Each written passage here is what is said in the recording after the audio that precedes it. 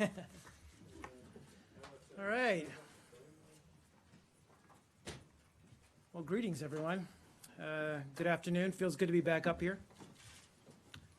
Just a few things at the top, and then I'll move to your questions. Secretary of State Rex Tillerson will travel to Japan, the Republic of Korea, and China March 15th through 19th, his first visit as Secretary of State to the East Asia and Pacific region. In each country, Secretary will meet with senior officials to discuss bilateral and multilateral issues, including strategic coordination to address the advancing nuclear and missile threat from North Korea. Obviously, given North Korea's continuing provocative behavior and actions, the U.S. is actively engaged with its partners and allies in the region to address the threat posed by North Korea's weapons programs. Secretary Tillerson will also seek to reaffirm the administration's commitment to further broaden and enhance U.S. economic and security interests in the Asia-Pacific region. Asia is, of course, a key engine of economic growth and dynamism that the U.S. believes is crucial to the growth of its own economy. This administration is also intent on pursuing a constructive relationship with China. Secretary Tillerson has already met with China's state counselor as well as its foreign minister, while remaining determined to ensuring that China abides by international rules and plays fair with respect to trade, regional issues, and, of course, human rights. Also wanted to add that the State Department welcomed the visit to Washington yesterday by UN Special Advisor to the Secretary General in Cyprus, Espen Barth Ade, to Washington. Undersecretary for Political Affairs Tom Shannon met with Special Advisor Ade yesterday and reaffirmed strong U.S. support for the Special Advisor and Cypriot-led UN-facilitated process to reunify the island as a bicommunal federation. Based on the considerable progress made by the Cypriot leaders, we believe this is the best chance in decades to achieve a lasting and comprehensive solution, and hope the leaders will return as soon as possible to the negotiating table. The United States remains prepared to offer any assistance that the leaders would consider useful. With that, over to you, Matt. Thanks, Mark, Yep. and welcome. Thanks. Welcome back. This, as you know, is a very important venue for not only foreign governments, but foreign publics, the American people, and the men and women who work here and in embassies abroad. They all look to this briefing. They take their cues from it and try to figure out what's going on with, or hopefully that you explain what's going on with foreign policy. So going forward, I hope that you will expect the same kind of questions that you were getting in previous administrations, and we will expect the same kind of fulsome answers. I appreciate that. Even I'm using the word fulsome wrong. I want to go through, I know that there's a lot of new administration reviews, a lot of policies, a lot of things are works in progress. And so I would just want to start with, very briefly, with a couple things that have already happened. Okay. One is, in the last day of the Obama administration, Secretary Kerry notified Congress that you were going to ignore some holds on aid to the Palestinians, $221 million. That was on the January 20th. On Monday, that was the Friday, so on Monday, the first full day of the new administration, this building said that that money was now being reviewed. I'm wondering, one, what the status of that review is, but also, two, why it is that this building, in saying it was going to review it, said the money was in fact $220 million for Gaza recovery programs, when that differs with what the Congress was notified. Well, Matt, as always, you've stumped me right out of the box because I don't have a status update on that assistance. With respect to the discrepancy in numbers, I'll also have to take that and get back to you. Second thing, Yep. one of the first things that the president did was to sign an executive order reinstituting the Mexico City language. Correct. For family planning programs. The White House, in explaining this, said that this would prevent U.S. taxpayer dollars from funding abortion or promotion of abortion overseas. I'm curious how much money over the previous administration, the 8 years of the Obama administration, when the Mexico City language wasn't in place, how much money was spent on abortion or promoting abortion? How much money specifically broken out? I don't have that figure. But Because it is in fact against the law, is it not, existing law for U.S. taxpayer dollars to be spent? to be spent on for that? abortion. Well, So- that's, again, we're implementing the EO that was passed. Yeah, but wasn't it already being, I mean, I'm asking if it was necessary to do this since it's already illegal for taxpayer money to Taxpayer, be spent. again, it's been illegal for decades. Well, it's So- illegal to use the To money use the for money- abortion, but not for organizations that also provide. Which is abortion. what the Mexico City. Right, well, the argument that previous administrations have made in support of this is the question of fungibility, where money can be used for different purposes and course. frees up other money. So I'm wondering, considering that this is an important issue for the administration, what your studies have shown the amount of money, that fungible money is that will be stopped by this work. Again, I'll have to get back to it on a specific Last breakdown on thing, that. on the executive order that was signed yesterday, but which we all had a preview of, the Immigration and Refugee Executive Order. Yep. Since you knew that this was coming, and everyone basically knew it was coming since the first one came out, it calls for a review of the vetting procedures for not just refugees, but also on the terms of visa issuance. I'm wondering, since that review must be well along now, what deficiencies the reviewers have uncovered in the previous, prior, or even current vetting processes? Sure. Well, I mean, look, and this is elaborated in Section 5 of the executive order, but it does call for the development of a uniform baseline for screening and vetting standards and procedures. And it also, as you noted, calls for progress reporting to the president beginning 60 days after the implementation date, which is March 16th. That said, some of this work was already underway from the previous EO. I can't get into too many specific details about what this report has uncovered thus far. We spoke with, and frankly, Secretary Tillerson spoke in respect to some of the progress that Iraq has made with regard to meeting some of the questions or some of the disconnects, if you will, in terms of information sharing and other procedures, that they've met those requirements. One of the reasons why Iraq was removed from the list of 7 countries. But this is all part of the executive order's purpose, which is to review and improve our national security-focused visitor screening and vetting procedures. And the process, as I said, is ongoing. So there hasn't been any specific improvement so far?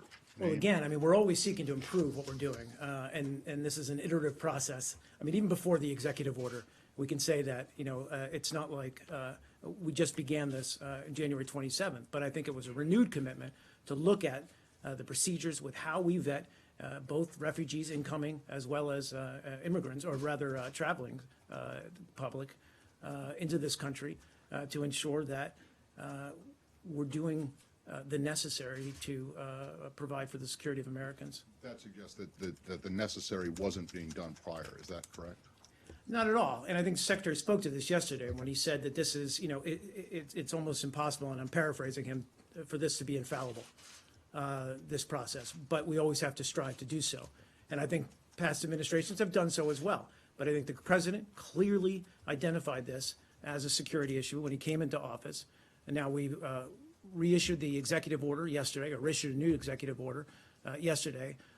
But I can assure you that this is an ongoing process. Thanks. Yeah, Andrew. Thank you, Mark. Sure. China has today warned that there will be consequences both for the United States and for South Korea from the initial stages of deployment of missile defense in South Korea. Can you respond to that? And then I want to ask you about the North Korean test and what the vulnerabilities are. Sure. I mean, in terms of, you want me to respond directly to some of China's, yeah. If you will. Of course. Look, I think we've been very clear that THAAD, which is what they're referring to, is clearly a defensive system. And the reason we're pursuing this implementation or deployment of THAAD with South Korea is because of North Korea's continued for lack of a better term, bad behavior, that they continue to carry out exercises or rather tests that frankly not only threaten the stability of the Korean Peninsula, but the region and even the national security of the United States of America. So this is not something that, as obviously we made the decision in the past week or so, this has been months in the works, and the next stage is moving forward. And for the specifics on that deployment of the THAAD system, I'd refer you to the Department of Defense. But we've been very clear in our conversations with China that this is not meant to be a threat and is not a threat to them or any other power in the region. It is a defensive system, and it is in place, or it will be in place, because of North Korea's provocative behavior.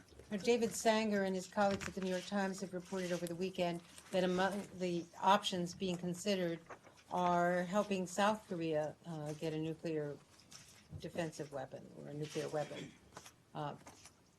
Is that one of the options being considered, and how would that make the peninsula safer? Well, again, I don't want to, certainly don't want to get into those kinds of conversations that we might be having in terms of some of the things that are outlaid in that, or laid out in that article. I wouldn't say that's something that we're actively pursuing. What we're focused on right now is strengthening our defensive exercises, our defensive cooperation with South Korea, so that they can defend themselves against continued North Korean aggression. And finally, there has been criticism today on the Hill, as there has been in the past weeks from other venues, that this department has been silent in the face of a number of threats in Ukraine, in North Korea, elsewhere from other adversaries, that the State Department has not had a voice, both from the podium and hearing from the Secretary. Is diplomacy taking a second seat or back seat in the National Security Council? And what is the department's response to the outlined budget cuts, which would be as deep as 37% in terms of diplomacy and USAID development overseas? Sure. It's a big question, but I'll try to answer it. First of all, I think that, with respect to the State Department's voice, first of all, I'm glad that we're back up at the podium. Many of you know that I've been in this job for a number of years. So obviously I respect what this briefing is about and what it accomplishes. And of course, I appreciate the patience of all of you over the past month or so as this new administration got its sea legs underneath it and we're able to come back out here and brief to the public, because we do take this very seriously, I can assure you. With respect to the State Department's voice in this new administration, I can also assure you that Secretary Tillerson is very engaged with the White House, very engaged with the President, speaks to him frequently, was over there, I believe, just yesterday for a meeting. And I can assure everyone that the Secretary's voice, or the State Department's voice, is heard loud and clear in policy discussions at the National Security Council level. The Secretary himself has been hard at work and focused on, I think, in his early days, in establishing the relationships that he feels are absolutely vital with his key counterparts. He was at the G20. He held, I think, some 14 bilateral meetings and I think 3 multilateral meetings, including one with the Republic of Korea and Japan to talk about North Korea's continued threat to the region's stability. He also met with Foreign Minister Lavrov there. He met with Foreign Minister Wang from China, and at the same time held meetings on Yemen and Syria. Again, I think he's working hard at establishing the connections that he needs to have in order to be an effective Secretary of State with key counterparts, with key partners, and with key allies. He also went to Mexico, had a very successful visit there, along with Secretary of Homeland Security, John Kelly. Again, it was productive. It laid out a very forward-looking agenda for U.S.-Mexico relations. And it was, I think, a recognition of how vital that particular relationship is, that bilateral relationship is to the United States, and to the prosperity and security of both our countries. And now next week he'll be going to Asia, again visiting with China, visiting in China rather, then going to South Korea as well as Japan. These are important visits, they're important trips, they're important meetings that he's having. I think, again, to just establish the relationships that he needs to have to be an effective Secretary of State. I think going forward, he'll be clarifying his priorities as his secretary. And your last question, sorry to address it, I was going through my head, but you talked about the budget. About That's the okay. budget. Will he be fighting for the State Department for diplomacy for this workforce? So And the it- short no, and answer, its mission. yeah, of course. The short answer to that is, the budget process is still, as you well know, is in early days. This is going to be a process that's going to play out in the weeks and even months ahead. But what I can say is that he has been working with senior staff here at the State Department, listening to what their priorities are, what they're working on, what they believe is going well, where they believe they have needs that need to be addressed. And he is working to ensure that this department, and most importantly, our missions abroad, have the resources and personnel they need to fully carry out their missions. And I think that's where his focus is on. Yeah, Elise. Clark, I'll get to you, Dave. I just want to echo what Matt and Andrea said, and I'm glad that you said in your opening remarks that you respect the briefing process and hope that you will continue it regularly, not just as a tool of American leadership, but also in transparency to the American people that the Secretary promised on his first day to employees. If you could, I just want to follow up on the budget issue. You said that the Secretary is working with senior staff to determine what their needs are and make sure that the building and the missions overseas have the resources that they need.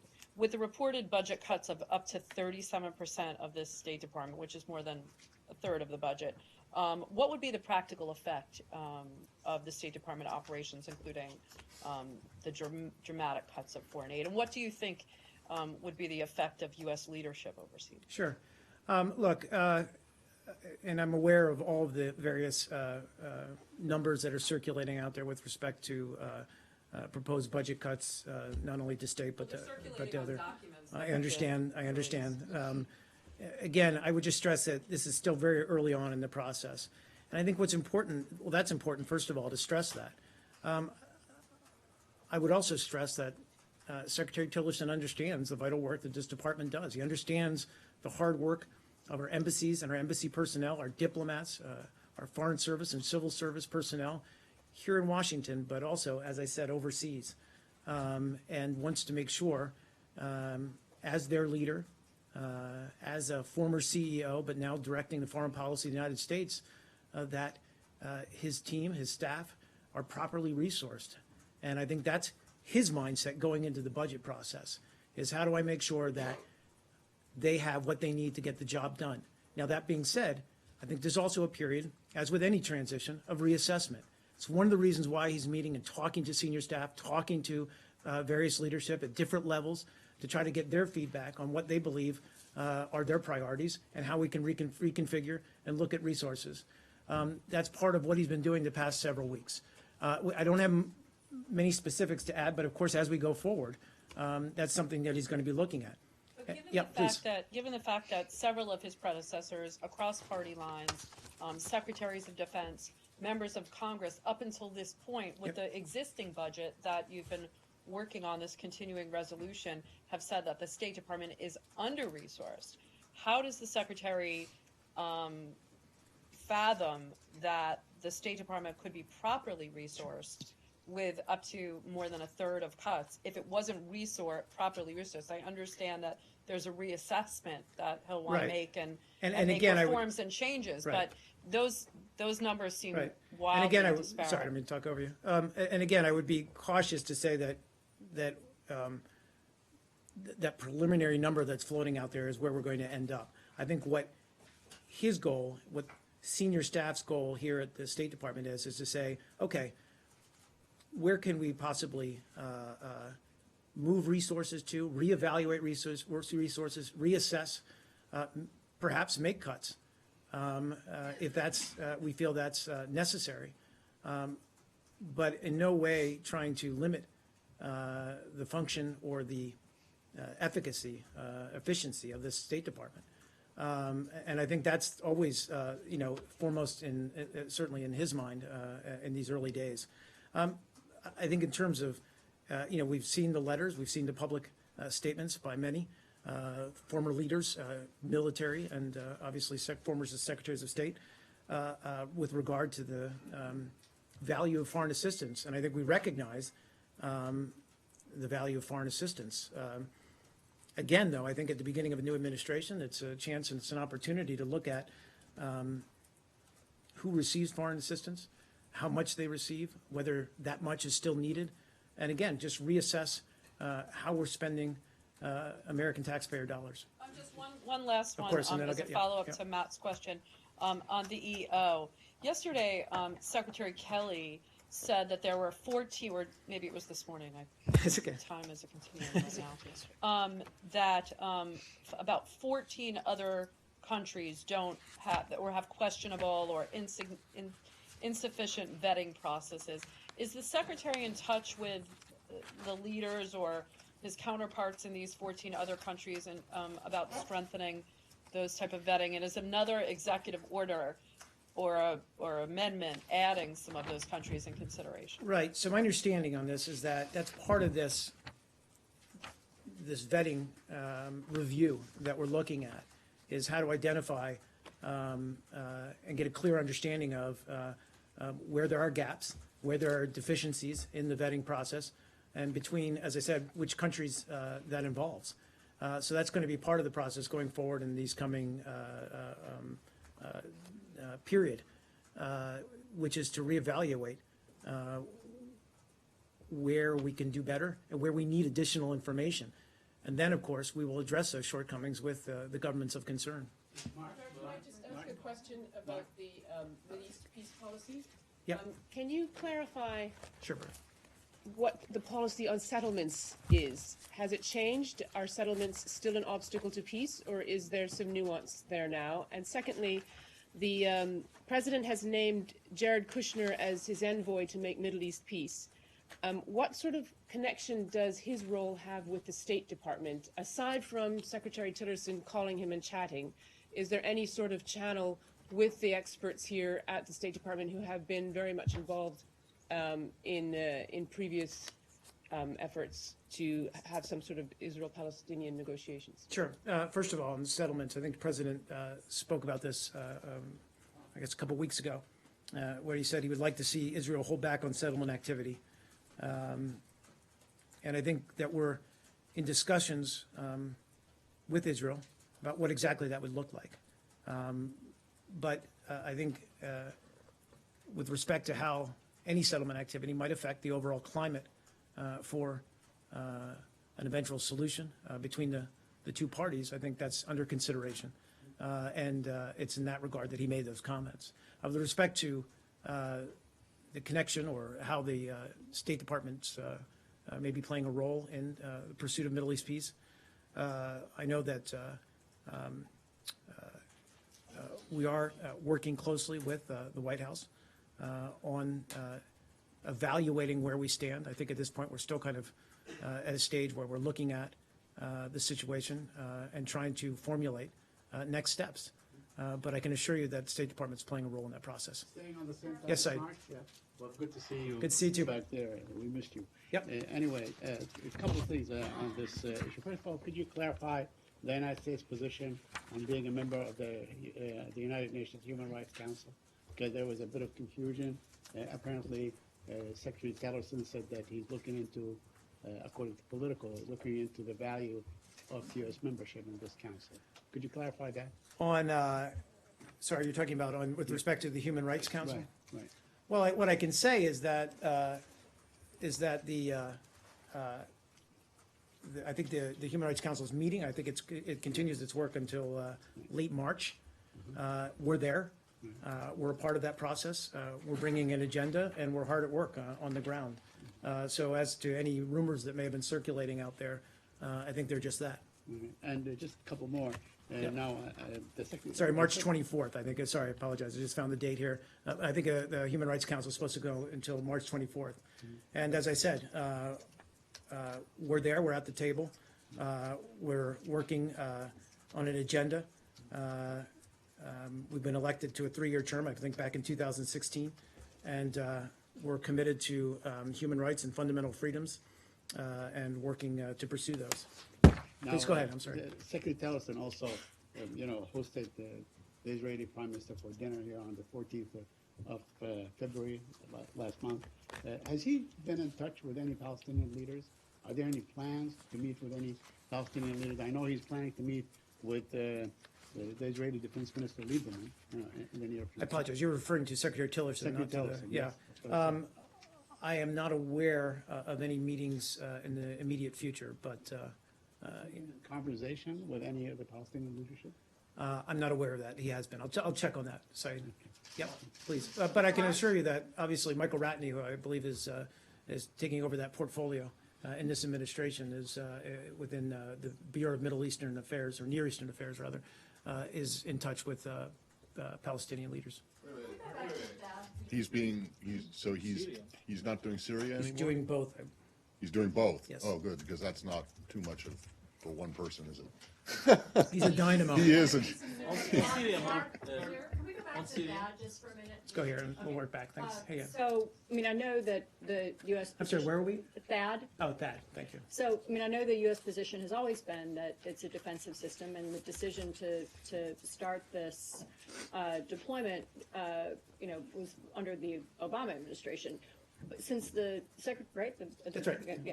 So, since the secretary is about to walk into the teeth of this in Asia next week, like, what more can you do? Can the United States do to make that position more saleable to the Chinese? Sure. I mean, they're looking at the radar, and the radar looks into their country. Why wouldn't they be concerned? Well, again, just to unpack this, China is well aware of not just our concerns. China, in fact, shares our concerns about North Korea's unlawful weapons programs, and the fact that they, as I said, represent a clear and very grave threat to the peninsula, to the region, and as well as to the United States. North Korea openly states that its ballistic missiles are intended to deliver nuclear weapons to strike cities in the United States and the Republic of Korea and Japan. So it's in that context that we are in conversations and discussions with China.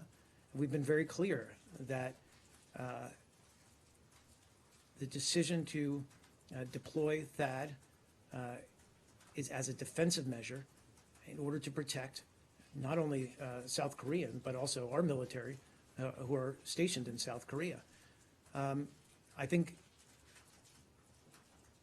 where we all have to focus on going forward, and I think a central focus of Secretary Tillerson's trip to the region should not be on the deployment of THAAD, which is frankly a response to the threat. It's the threat itself, the threat that North Korea continues to pose and has frankly only augmented in the past year to 6 months. And how do we address that threat? And I think we're looking at new initiatives, new ways to address it. I also think that, I know that, we're pressing for increased implementation of an already very stringent sanctions regime. But as we all know, and I've said many times, sanctions are only as good as how well they're implemented. And so until we have full implementation of the sanctions, we're not going to be able to apply the pressure that we feel needs to be brought to bear on North Korea. And you've seen China in recent days take some steps with respect to coal imports that reinforce or enforce those sanctions in greater detail. Does that include new sanctions? Let's go, yeah, Michelle, go ahead. Mark, I'll get to you. what's the U.S. position towards the situation in Manbij in Syria? The American flag is flying there. There are more American troops in the area, and Turkey is threatening to enter the city, and the regime is preparing to go to the city too. Sure. Well, I believe the Pentagon's already spoken to this in some tactical detail, and I would encourage you to speak to them directly about these kinds of movements on the ground. I think broadly speaking, of course, it's a very complex environment around the area east of El Bab. It's a place where multiple forces, frankly, have converged, all with the intent to drive out ISIS. But I think when you've got multiple forces in such a small, confined space, we want to avoid any unnecessary or unintended escalation in what is already a very tense and dynamic situation. So we are sending a message to all forces that are there on the ground to remain focused on the counter-ISIS fight and concentrate their efforts on defeating ISIS and not towards other objectives that may detract from the coalition's ongoing campaign. So we want to keep the focus on the stated intent to destroy ISIS. The coalition is going to continue to work in close coordination with allies and partner forces, again, with the focus on defeating what is a common enemy, which is ISIS. One more on this, One Mark. more, okay. U.S., Russia, and Turkish chief of staffs have met in Antalya today, and they will continue meeting. Is there a new coordination between the U.S. and Russia on the fight against ISIS and on the situation in Syria? Right, you're talking about a meeting today, not sure what the date was, but between Joint Chiefs of Staff General Dunford, and he met with Chief of Russian General Staff, as well as the Chief of the Turkish General Staff.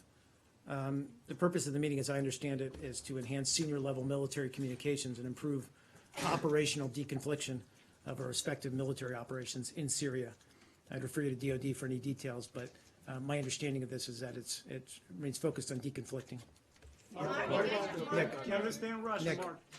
Just two quick ones. One on the Iraq EO. Yesterday, when Secretary Tillerson spoke, he suggested that Iraq came off the list because it was partnering with the U.S., and you mentioned this in the vetting process. Prior to that, Iraq was extremely angry about being on this list, and there was some concern that its partnership with the U.S. in the fight against ISIS might be jeopardized by its appearance on the list. So are you saying that Iraq is taken off this list only because of the vetting process, or because there were concerns that its partnership with the U.S. in the fight against ISIS would be jeopardized? Well,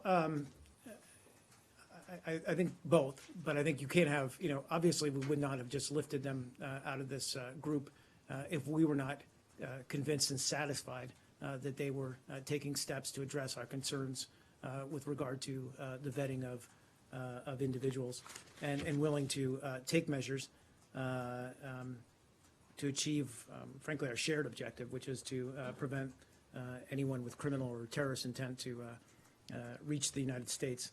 But this was, frankly, a bold and important step by the Prime Minister of Iraq. We appreciate his positive engagement on this issue, and obviously, it reinforces the strong collaboration we already have with Iraq with respect to the effort to destroy ISIS on the ground in Iraq. So I think it speaks to the growing ties between our two countries, the growing ability to work together on these kinds of issues, that they were able to, in fairly quick fashion, address some of the concerns we had with regard to vetting. Just one more on the budget issue. In his Senate testimony, Secretary Tillerson said that he had looked at the org charts and seen a few more dotted lines, a few boxes that. I'm sorry, what are we talking about? I missed the first part. We're on budget. Oh, got it, okay. So he had said that he'd seen a few more dotted lines and a few more boxes that had not been there previously and suggest those should be eliminated. So regardless of what the top line budget figure would be, 37% or not, does he support some form of budget cuts to this building, and does he feel that the State Department needs to be slimmed down? I think I would answer that, Nick, is that he's looking like any new leader of an organization as big as the State Department, although we're not that big in the world of federal agencies, but it's a sizable organization, is where efficiencies can be found, where there might be duplication of efforts. I mean, let's face it, the State Department operates on a fairly modest budget in the grand scheme of things. So I think, as an effective leader and manager of the State Department of U.S. foreign policy, he's looking for where efficiencies can be found and where we can, if needed, change or eliminate positions, but also focus on other priorities or focus efforts on other goals and actions that we can take in policies. What are those priorities? John. This theme of State Department drift, it also derives from a lack of appointments. State Department? A drift, a lack, lack Go ahead. of vigor. I got it, sorry. It's also from a lack of appointments. There's no deputy secretary appointment, undersecretary, assistant secretaries, huge number of ambassadorial vacancies. It's led some people to believe that Tillerson doesn't have the clout to appoint his own people. Is that true? Look, John, this is, again, I think, this is where, and many of you in this room have been around. This is not your first transition, as we say, and it's not mine either.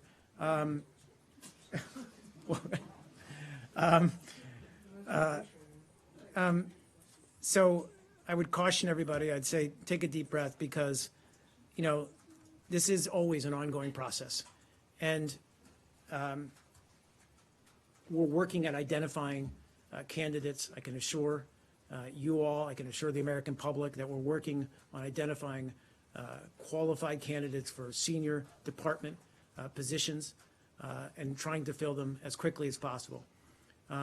We're also vetting them, and that's part of this process that we do internally. And then once we have these individuals ready, vetted, then we can go take them to the Senate for their advice and consent. So this process is ongoing. We're identifying people for senior management jobs and senior leadership positions. But I think it's also important to stress that there's a very capable diplomatic corps and civil service corps within the State Department. And many of these individuals have stepped into acting roles or remained in acting roles in order to provide consistency through the transition. Yeah.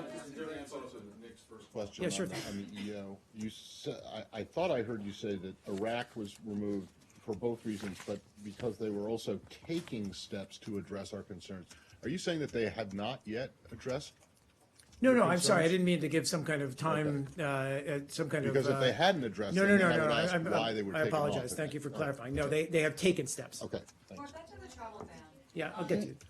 Sorry, is it okay? I No, don't of course, know of this course. Yeah, word. go ahead. This is very weird. But This is a very anyway, crowded briefing, so now I'm doing that I my have, best to now manage that I it. have the floor. Okay, so floor is yours. yesterday the administration, in this version of the executive order, to back it up, mentioned these 300 refugees who are under investigation. So can you confirm whether even one of those 300 is from any of the countries that are named in the ban?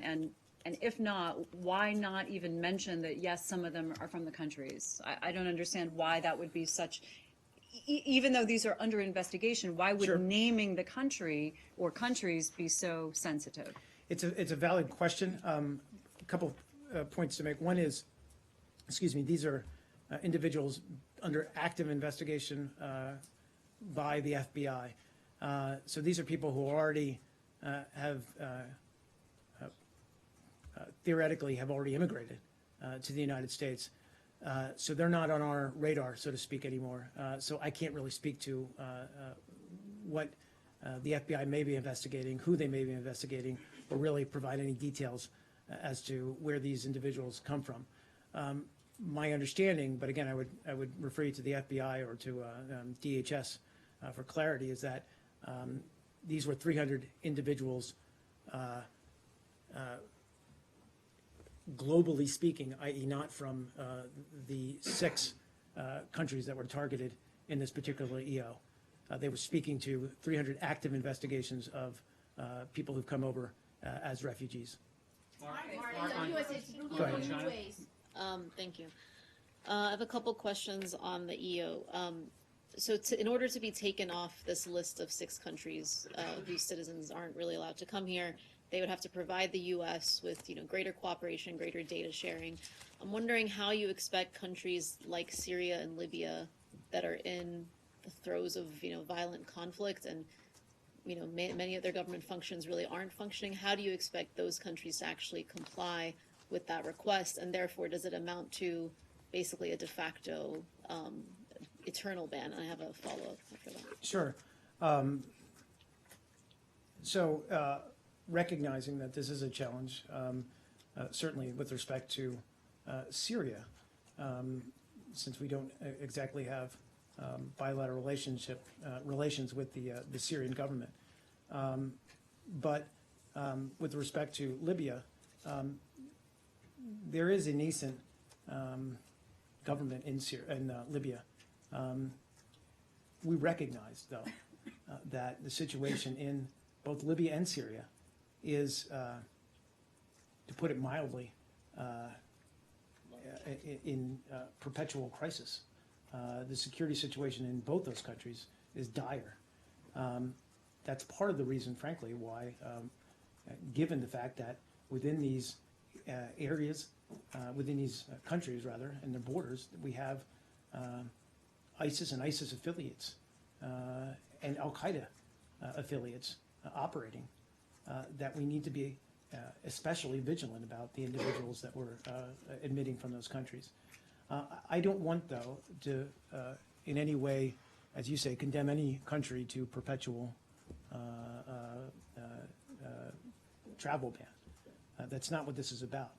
I think with respect to where we can work with the government, however early days it is with respect to Libya especially, we are going to do so with the eventual goal of trying to get the information that we feel we need in order to fully vet these individuals coming to the United States. And then I have a question specifically to Iran. So the number of people that are affected by this ban, Iranians are overly represented, you might say. I think it's something like over half of the people who would be coming from these 6 countries are actually coming from Iran, or maybe perhaps even more. Yep. This government, under both Republican and Democratic administrations, under George W. Bush and Barack Obama, has sought to engage directly with the Iranian people, kind of going around the Iranian government, which of course has a lot of enmity and animosity towards the United States or between those 2 countries. I'm wondering what you would say the message that this ban sends to the Iranian people, especially given that there isn't that kind of violent conflict that you just referred to, or the groups like ISIS or these sorts of terrorist Sure. groups active inside Iran. As you might know yourself from the 2009 protests, it was evident that many of the Iranian people disagree with the actions of their government. And so what exactly does this sort of ban achieve when it seems to be preventing Iranians who are well disposed towards the United States from coming into the United States? That's a very good question, and a couple points to make on it. First of all, is that we always need to be driven by the safety and security of the American people. That's not to say that we don't eventually want to see Iran emerge as a constructive global player, regional player. That's up to the Iranian government, the Iranian leadership to make those kinds of decisions. Frankly, what we've seen in the past months and year or so since they signed the nuclear agreement is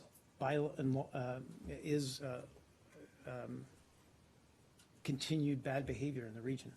Would you say that's being conducted by Iranian citizens or the? Well, again, I mean, this is a country that is a state sponsor of terror, and plays a destabilizing role in the region.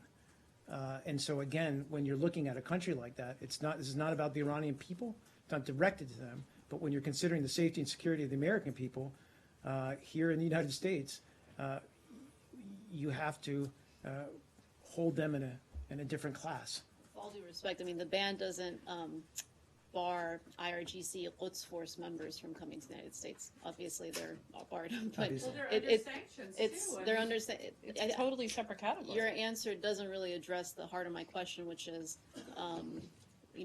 banning an entire country and all of its citizens, when there is a lot of evidence that engaging with the Iranian people has been the policy of this country going back into the Yeah, but Bush I mean, my administration. answer to your question is that this is a country that has shown itself, The government has. it You doesn't, say. but I'm not saying, but it has shown itself capable of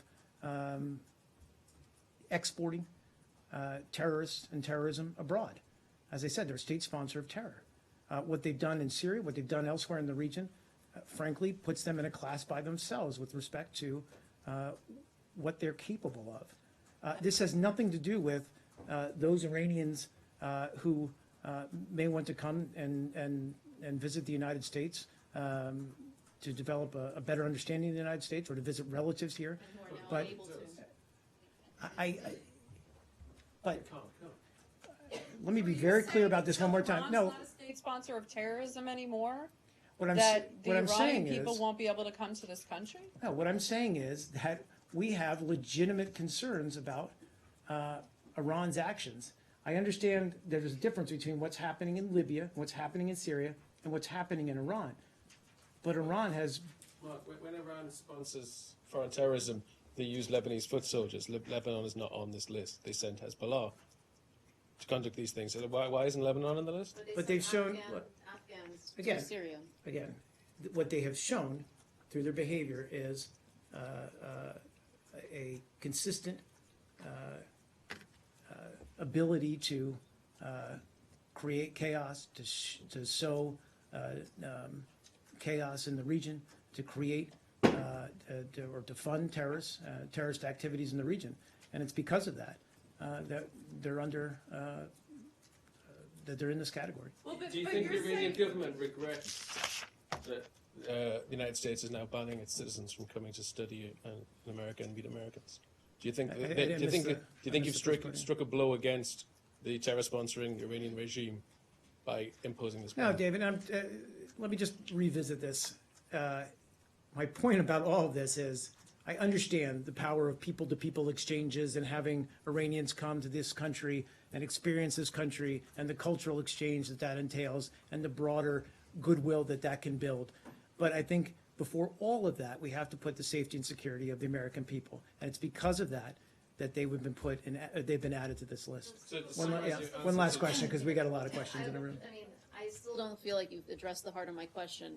I was at Dulles when a lot of these people were barred from coming in, and then they were eventually let out. The vast majority of them were Iranian, and they were not people who expressed a great affinity with the Iranian government. What I'm saying is that your answer to the question is I think presuming that the people who are coming here, who are Iranians, are somehow affiliated with the Iranian government or are carrying out their policy. I'm wondering if Not at if all. there have No, been any and I'm sorry if instances- I'm not explaining that clearly. What I'm trying to say is that the government, their government, unfortunately, is a bad actor Does in the the region. U.S. now equate all the citizens of a country with a bad acting No, but government? what we do take under consideration through this executive order is the fact that that we don't believe that we can ensure the safety of the American people and security of the American people absolutely, given the current procedures and vetting procedures that we have with people coming from Iran. So are you saying that until Iran is not a bad actor, in your words? No, I think Can I that- finish my question? Yeah, sure, go ahead. Are you saying that until Iran is not a state sponsor of terrorism or cleans up its act in the region, or you have, less fears about the actions of the Iranian government, that all of the citizens of Iran will not be able to come here? Or are you saying that they need better vetting procedures? Because they're two different things. One is vetting procedures, and one is saying it's a bad government, therefore we're not letting their citizens in. So my answer to that is part of this review period is looking at where we don't have sufficient vetting procedures in place. What are those countries? And then following up on that, we'll then, where we can or able to, talk to those governments and express where there are these disconnects Are and you these willing failings. to talk to the government of Iran to help strengthen those vetting procedures? I can't speak to that at this time. There's a Homeland Security report published last week that says that extreme vetting procedures are not helpful because people do not become radicalized when they arrive here. They are radicalized years, if not decades later, which undercuts the whole premise of keeping out people from many of these countries. Well, again, I would refer you to the DHS to speak to the contents of their report and the substance of their report.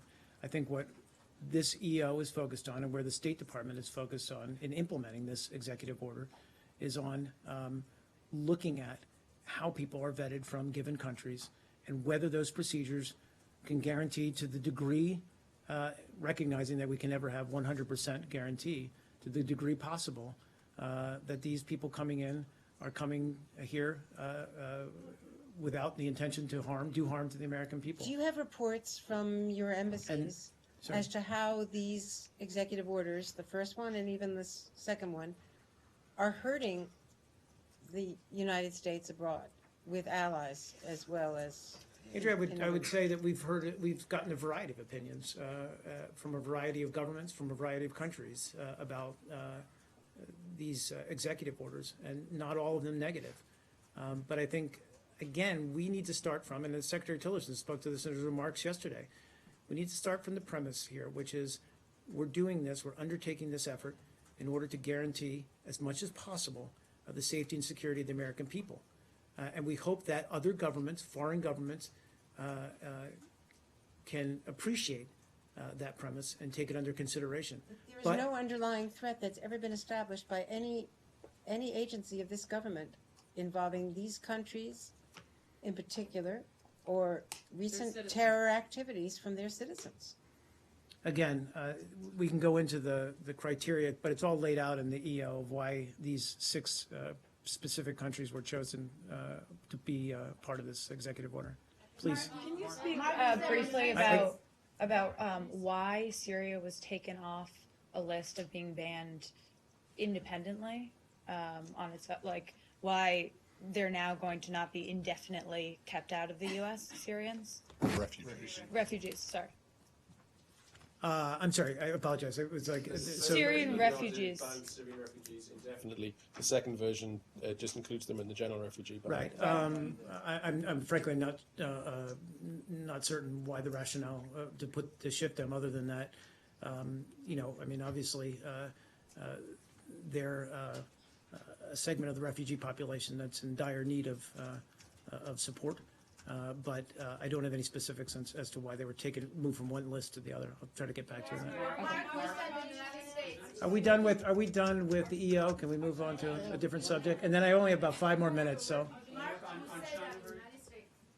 Are we ready to switch to China? Are we done with it? Okay, I'll go to you and then you, Nike. Okay, Mark, on China real quickly, you mentioned that Secretary Tillerson would bring with him a message of stronger implementation of current sanctions. Is the United States willing to go beyond asking China to confront North Korea, beyond implementation or beyond sanctions?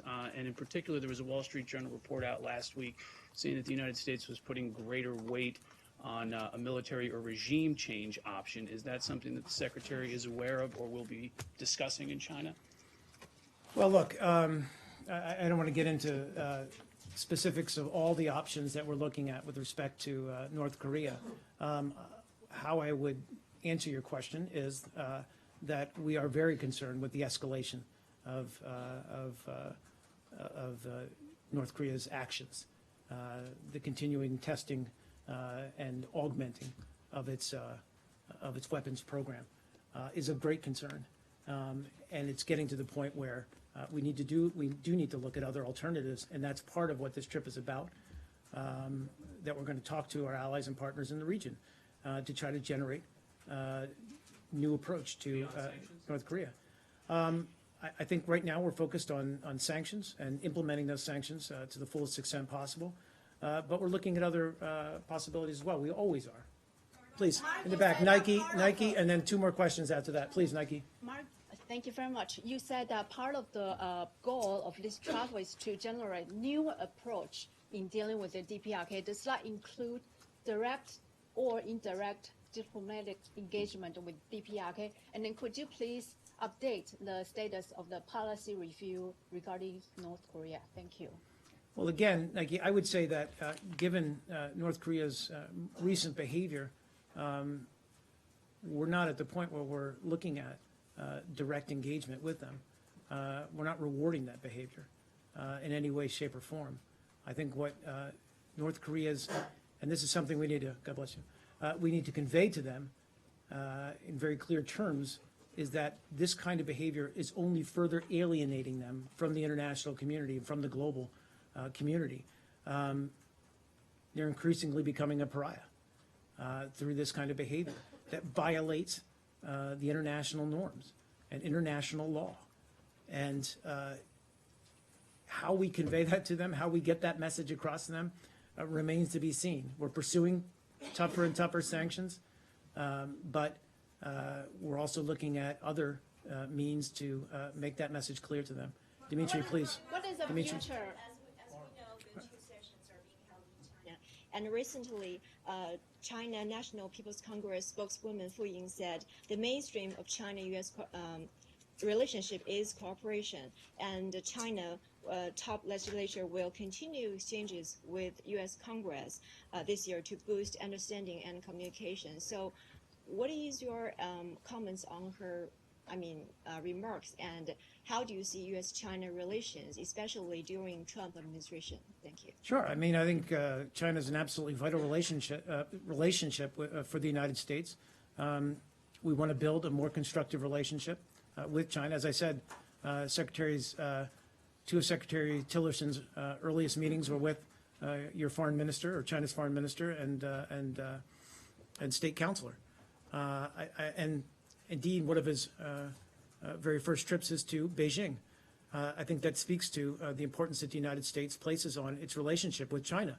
And we're going to look for areas that we can expand our cooperation, whether it's economic, whether it's with respect to North Korea or other multilateral issues. I think we want to build on our relationship with China.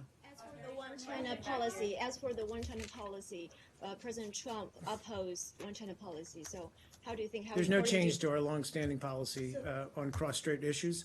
I think Secretary Tillerson spoke to that in his hearing in the Senate, and President Trump agreed to in his phone call in February, I think February 9th, with President Xi, that he agreed to honor our one China policy. Last question, guys, it's been an hour already. One on Turkey, and that's it. I want to ask Turkey you, and Dimitri, and then I'm finished. Okay, and Michelle Kellerman, maybe? Oh, sorry. Okay. I want to ask you about Dimitri, I want to Michelle. ask you about an American citizen. His name is a pastor. His name is Andrew Brunson. He was detained in Turkey on October 7th as a threat to national security. He was held in, detained for 64 days without explanation or charge, and officially charged with membership in an armed terrorist organization on December 9th. I'd like to know what the State Department is doing about his release. Is there any concern about the case? It seems that this is a Christian pastor who has been living in Turkey for 23 years. I'm not sure really what the terrorist charge is. Yeah, and before you say anything about privacy concerns, I have the Privacy Act waiver right here, and it's signed by Mr. Brunson. Does he check the media box? The media box is checked, yes, as well That's as impressive. the general public, employer, impressive, individual members of Congress, friends, and family. That's impressive. That's a first. You've got to be feeling pretty. if I get a You've got to be follow-up, feeling so. pretty good about that. I do actually, yes. We are, of course, aware of U.S. citizens that have been detained in Turkey, and indeed, this case in particular. I'll try to see what additional information I can get, but of course, we take very seriously this case and all cases of detained Americans overseas. We're obviously, we would offer all consular assistance to any individual who's being detained. I think I could speak more broadly whether you think that he as a Christian or that Christians are being persecuted. The U.S. Christian community is persecuting, or rather the Turkish government is persecuting the U.S. Christian community in Turkey. I would not agree with, we would not agree with that assessment. We've seen no clear evidence that Christians are being specifically targeted for their religious beliefs. But of course, the United States obviously strongly supports the right of all people in Turkey to exercise their freedom of religion and belief. And in Washington and Ankara, we regularly engage the Turkish government at all levels on the need to respect religious freedom. But with respect to this particular case, given that he has signed a Privacy Act waiver, I'll try to get you. He signed a Privacy Act waiver. I said which that. Given that he has signed a Privacy Act waiver, which apparently is news to our consular affairs folks. So I'll get you some more information about he that. seems to be wrapped up in this, they seem to be targeting him Yeah. as part of this Gulenist movement. I'm aware of He that. maintains that he is not part of this movement, so given the fact that this government in the past anyway, has voiced course. concern about the kind of wide swath which the Turkish government has rounded up people that they believe to be part of this movement. Of course. The fact that an American citizen is being charged. Absolutely. And let me just be very clear that in the case of any American citizen charged overseas, that we offer assistance, we offer protections, we follow the case, we offer legal assistance where we can, or offer them access to legal counsel or access to legal assistance. We visit them in the detention facilities that they're being held in to assess their health and to assess their well-being. All of this, I can assure you, is being done in this particular case. But what I don't have is a specific answer to the charges against them, and I'll try to get that for Thank you. you. Dimitri, Great to see you, sir. good to see you too, man. Welcome back. Thanks. Listen, I believe I have a very simple question. Of course. At least I believe so. Has there been a discussion between the State Department and the Russian Foreign Ministry on the possibility of Secretary Tillerson trip to Moscow, or extending an invitation to Foreign Minister Lavrov to travel here in the near future? I mean. Yeah, no, I don't have anything to announce in that regard. And I'm not aware of any travel plans at this time. And I don't mean to give you a kind of smooshy answer like that, but that's just where we stand. Instead of that, can you... Smooshy. It's a very technical term, yes. Instead of that, can you give me a readout of the Secretary Tillerson and Minister Klimkin meeting? Sure. It was, of course, focused on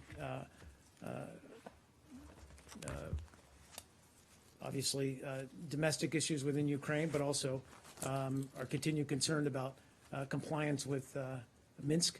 But it was a good meeting. They talked about reform efforts underway by the Ukrainian government, and they talked about, and certainly Secretary Tillerson reiterated the U.S. strong commitment to Ukraine and our commitment to ensuring that all sides fulfill their Minsk commitments, and that includes Russia. So the Ukrainian readout of this meeting says that Secretary Tillerson emphasized that the U.S. would further support Ukraine, and the U.S. sanctions against the Russian Federation will stay in force until the Minsk agreements are fully implemented, the aggression is ceased, the Donbass and the Crimea are deoccupied. Would you say that that's also accurate? I can say that indeed that with respect to the sanctions remaining in place until Russia complies, both with respect to eastern Ukraine, but also with respect to Crimea, that holds true, yes. Thank you. Michelle. Yeah, yesterday the White House put out a statement about ExxonMobil just an hour or so after Tillerson met with President Trump, and I'm wondering if that was part of his discussions or reason for being over there. Not to my understanding at all. I believe it was to talk about foreign policy issues and not ExxonMobil. I can check, but I... Was the Secretary surprised at that? Was that coordinated? Again, I'm just not aware that he was consulted on that at all. Can you answer if I mean, if he is fully digested? yeah, I was actually going to speak to that. I mean, he is, you know, as he made clear in his testimony to Congress, he's committed to federal ethics rules, and he's continuing to carry out and meet the terms of this agreement. So I he think he has hasn't until yet. May 2nd, I believe, to fully divest. And that's the same. Guys, last question. quick, This yeah. is truly the last question. I've been up here for over an hour. What are U.S. one China policy included now? I'm sorry, what's that again? What are U.S. One China policy including now? Because why I'm asking is because during Secretary Tillerson's nomination hearing, he said, I quote, "I think it's important that Taiwan knows we are going to live up to the commitment under the Taiwan Relation Act and the Sixth Issue Accord." Sixth Issue Accord, normally we acknowledge is like the Sixth Assurance. I just wondering that is Sixth Assurance play any role in U.S. One China policy under Trump administration now? Well, again, I think it is the same one China policy that we had in the past. And there's no change to our policy with respect to cross-strait issues. We do encourage the authorities both in Beijing and Taipei to engage in constructive dialogue to seek a peaceful resolution of differences that are acceptable to the people of both sides of the Taiwan Strait. So I'll leave it there. Thanks, everyone. Sure, I think we're going to do tomorrow is going to be a telephonic briefing, and then tomorrow's on camera, and then Thursday will be by telephone. So you'll see me tomorrow. Thanks, guys.